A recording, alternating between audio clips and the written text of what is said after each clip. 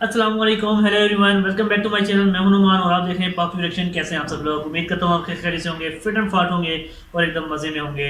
आज की जो वीडियो है काफ़ी इंटरेस्टिंग होने वाली है। इंटरेस्टिंग होने के साथ साथ कुछ 5 ऐसे प्रोजेक्ट्स हैं जो कि इस गवर्नमेंट में जो है इंडिया में बन रहे हैं। तो जानते हैं वो प्रोजेक्ट कौन से हैं। तो चलते हैं वीडियो के टाइटल की तरफ। वीडियो जो टाइटल है top 5 completed project in India by Modi government part 2, India mega projects और कुछ इस तरह है। तो चलते हैं वीडियो की तरफ और जानते हैं वो कौन से प्रोजेक्ट हैं जो कंप्लीट हो चुके हैं। 5 टॉप हैं। तो वीडियो की तरफ जाने से पहले चैनल सब्सक्राइब कर दीजिए, बेल के आइकन को लाजमी प्रेस कर दीजिए ताकि मेरी हर आने वाली नई वीडियो की नोटिफिकेशन आपको टंग टंग करके मिल सके आपको मोबाइल स्क्रीन पे। और रील लिंक जो है वो मैं डिस्क्रिप्शन में दे दूंगा, वहाँ पर जाकर विजिट करते हैं। काफ़ी अमेजिंग वीडियो है। तो चलते हैं वीडियो की तरफ। Let's start.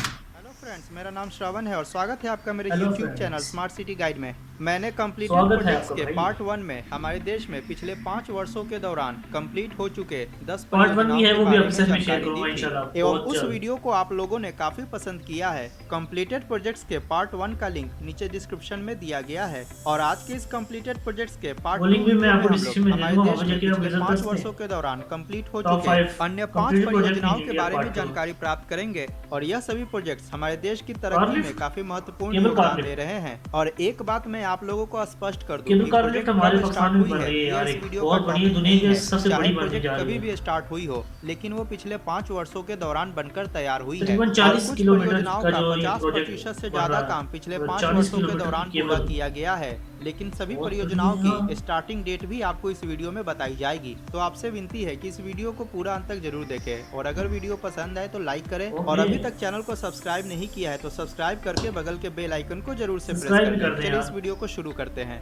नंबर बिल्कुल। 5 पे बात करते हैं रापुरू टनल के बारे में, जिसका निर्माण आंध्र प्रदेश स्टेट में रापुरू किया टनल, गया है। स्टेट यह ऑफ एक आंध्र सिंगल प्रदेश, लाइन रेलवे आंध्र टनल है जो प्रदेश। कि साउथ कोस्ट रेलवे जोन में आता है एवं इसका निर्माण चेलोपल्ली और रापुरू रेलवे स्टेशन के बीच किया गया है सिंगल है, और इसकी कुल मतलब कि लंबाई ट्रेन एक तरफ से 6.6 जाएगी तो किलोमीटर है। दूसरी तरफ से इस जब वो टनल की ट्रेन रेलवे पहुंचेगी तो ट्रैक फिर पूरी वापस आएगी। तरीके से इलेक्ट्रीफाइड है। इस प्रकार यह हमारे देश का सबसे लंबा इलेक्ट्रीफाइड रेलवे टनल है। इस टनल को newly constructed Obulavaripalli to Venkatachalam railway line section पर बनाया गया है। रापुरू टनल और नए रेलवे लाइन के बन जाने के बाद आंध्र रापुरू प्रदेश टनल। के अंदरूनी इलाके की कृष्णापट्टनम पोर्ट से कनेक्टिविटी और भी बेहतर हो गई है।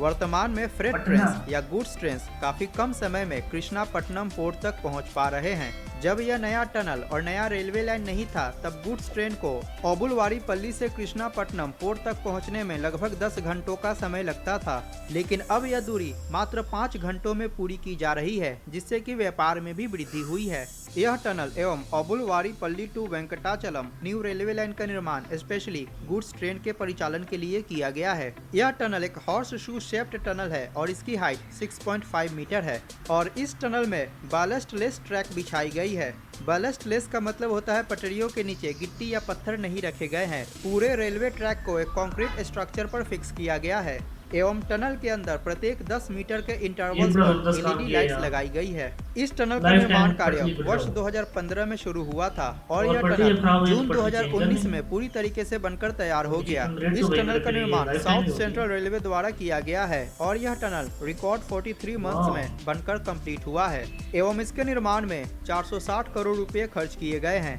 नंबर 4 पे बात करते हैं पाक्योंग एयरपोर्ट के बारे में, जिसका निर्माण सिक्किम राज्य में किया गया है। पाक्योंग एयरपोर्ट एक ग्रीनफील्ड एयरपोर्ट है एवं इसका निर्माण सिक्किम की राजधानी गैंगटॉक के समीप पाक्योंग शहर में किया गया है और यह एयरपोर्ट सिक्किम राज्य का पहला एयरपोर्ट है। पाक्योंग एयरपोर्ट का परिसर 201 एकड़ के लैंड एरिया में फैला हुआ है। यह एयरपोर्ट समुद्र तल से 4,646 फीट की ऊंचाई पर स्थित है। इस प्रकार यह हमारे देश के टॉप 5 हाईएस्ट एयरपोर्ट्स में शामिल है।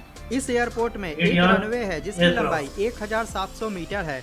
जब यह एयरपोर्ट नहीं था तो सिक्किम के लोग हवाई यात्रा के लिए गैंगटॉक से 124 किलोमीटर दूर बागडोगरा इंटरनेशनल एयरपोर्ट, जो कि वेस्ट बंगाल में है, का उपयोग करते थे एवं पहाड़ी क्षेत्र होने की वजह से गैंगटॉक से बागडोगरा तक का सफर 5 घंटे में तय किया जाता है।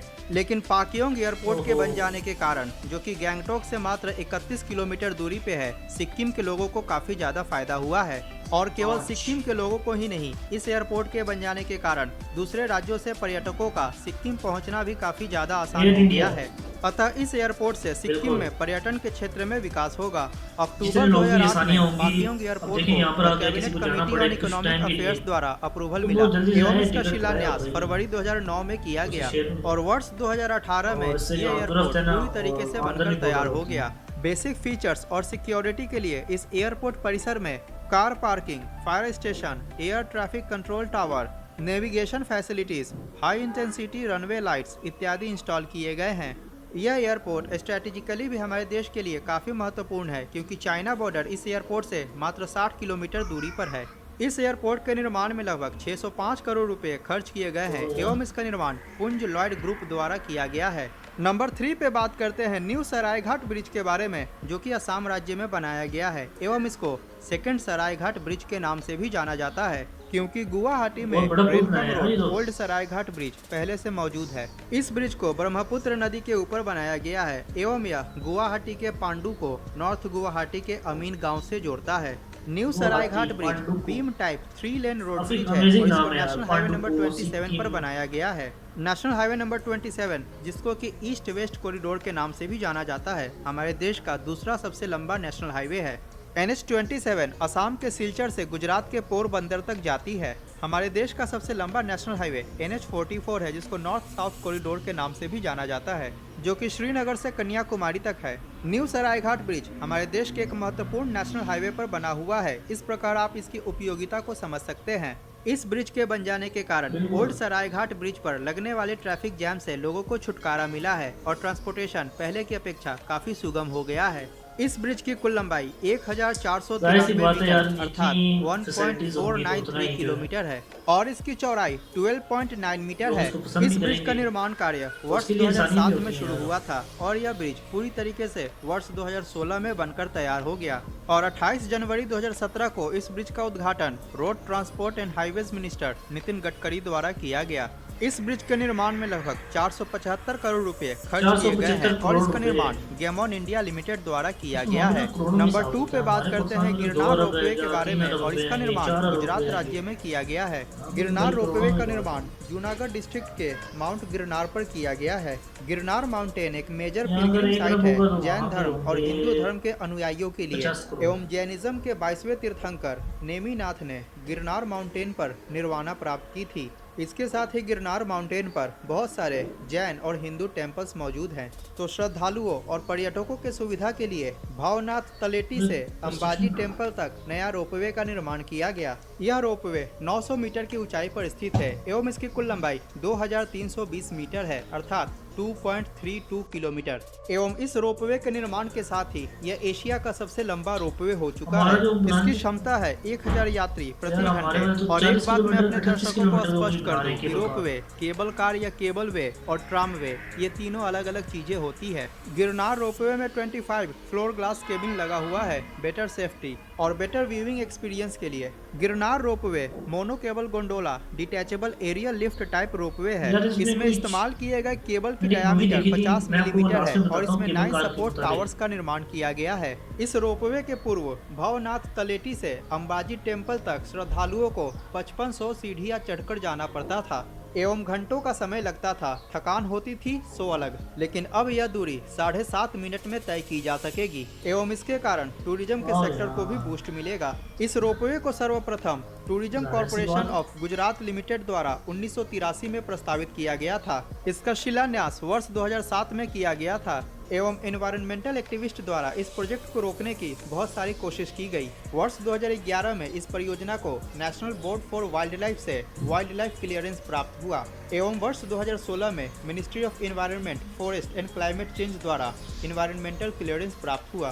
पहले इस प्रोजेक्ट का कंस्ट्रक्शन कभी चालू होता तो कभी बंद हो जाता, फिर से रिज्यूम किया जाता, लेकिन वर्ष 2018 के बाद इसके निर्माण की गति काफी तेज हुई और 17 अक्टूबर 2020 को यह परियोजना पूरी तरीके से बनकर तैयार हो गया और 24 अक्टूबर 2020 को इसका उद्घाटन प्रधानमंत्री नरेंद्र मोदी मोदी चढ़नी द्वारा पड़ती किया है। गया। इस परियोजना के निर्माण में लगभग 130 करोड़ रुपए खर्च किए गए हैं। इस रोपवे को ऑस्ट्रियन कंपनी डोपेल मायर और अब ग्रेवेटा 7 ग्रुप मिनट के द्वारा अंदर भाई मैंने मैन्युफैक्चर आप किया गया है केबल में और बैठे हो उषा ब्रेको लिमिटेड द्वारा इस रोपवे का निर्माण किया गया पहाड़ी है की और चोटी के उषा ऊपर ब्रेको लिमिटेड इस रोपवे को ऑपरेट और ऑन करेगी। 98 ईयर्स लीज पर on the basis of build operate and transfer. Number 1 पे बात करते हैं डॉक्टर श्यामा प्रसाद मुखर्जी टनल के बारे में, जिसको पहले चेनानी नासरी टनल के नाम से श्यामा जाना जाता प्रकाश था मुखर्जी एवं इस डॉक्टर। टनल को शॉर्ट में श्यामा टनल के नाम से भी जाना जाता है और इसका निर्माण श्यामा जम्मू और टनल। कश्मीर केंद्र शासित राज्य में किया गया है। यह एक अच्छा, 2 लेन रोड हाँ। टनल है एवं इसका निर्माण नेशनल हाईवे नंबर 44 पर किया गया है वीडियो काफी और इसकी लंबा होने लंबाई वाला है। 9.2 किलोमीटर है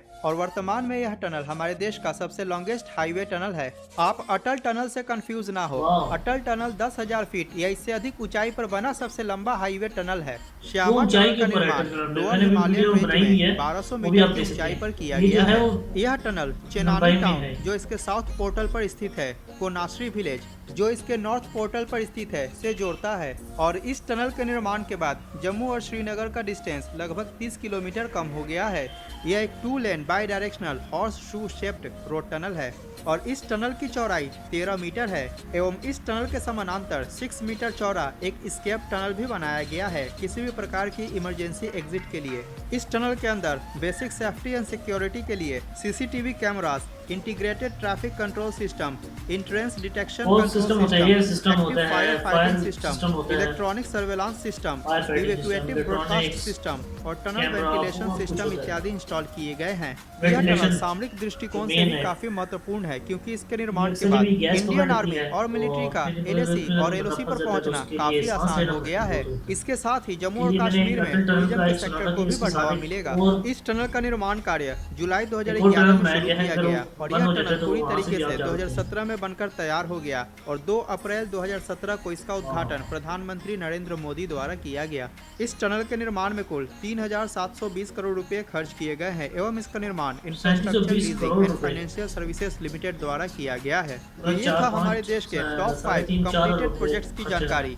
इन सभी परियोजनाओं के पूरा होने से निश्चित तौर पे हमारे देश को आर्थिक, सामाजिक, धार्मिक और सामरिक तौर पर फायदा हुआ है। इस वीडियो का पार्ट 3 भी बहुत जल्द ही आएगा। अगर वीडियो अच्छा लगा हो तो कमेंट में जरूर बताइए। इस वीडियो को लाइक करना बिल्कुल ना भूलें। अभी तक मेरे चैनल को सब्सक्राइब नहीं किया है तो प्लीज सब्सक्राइब कर ले इसी प्रकार के इन्फॉर्मेटिव वीडियोस के लिए। मिलते हैं अगली वीडियो में। जय हिंद, वंदे मातरम। जय माता।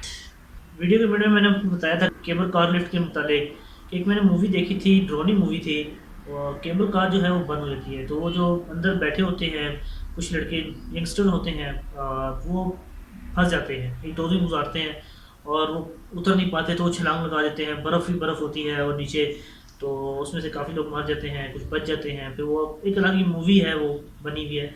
अगर मुझे याद आया तो मैं कमेंट सेक्शन में उसको भी जिक्र कर दूँगा आपको, उसे डिस्क्रिप्शन में।